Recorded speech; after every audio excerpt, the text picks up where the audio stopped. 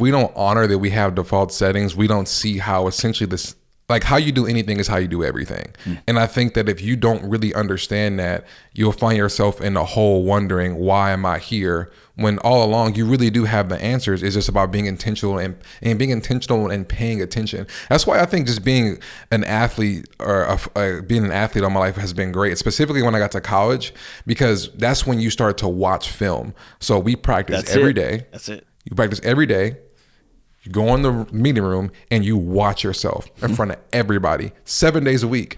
And you learned and so if you made a good play, they'll praise you. If you made a bad play, they'll beat you down. You know what I mean? So you were always on this roller coaster every day for 10 years I was doing it. So I had to learn how to look in the mirror. So I think going back to what you're saying about like being intentional and being comfortable, like just being comfortable finding out a way to look in the mirror. Like how can people do that now? Like the way that we were watching film, how I was watching film. What are things that people can do now to essentially watch film? Because nobody has cameras following them around. Yeah. Well, I mean, technically they kind of do. Yeah, they do now. That's right. That's right. Well, what I take away, I remember that old saying, "The eye in the sky doesn't lie." Right? I remember not fighting for a pass. Our quarterback had been picked off a couple of times, and I was getting killed.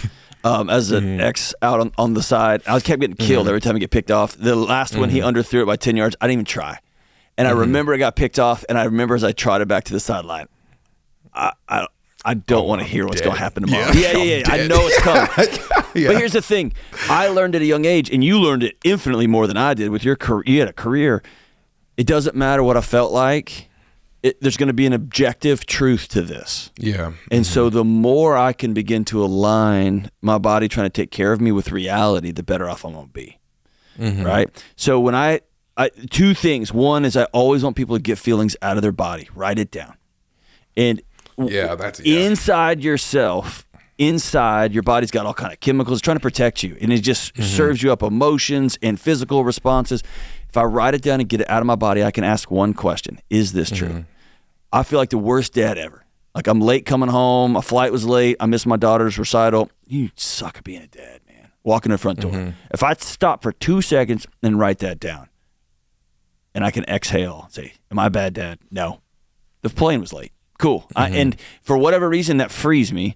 The second one is I have to know that when my body goes to fight or flight, when it goes to defend me, it unhooks critical thinking.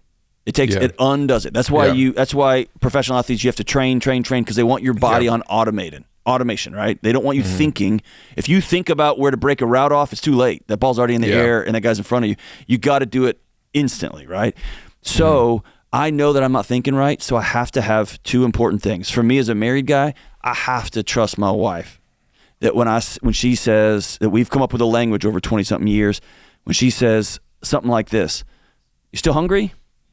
As I'm sticking my hand into a bag of gummy candy, that's her saying, you're going to feel bad tomorrow and you're going to be upset that I didn't stop you. And also if I say, you're going to get fat, then that hurts your feelings. So we've come up with a language. That's her looking out for me. That's her up in the top booth, right? Watching and seeing something that I can't see.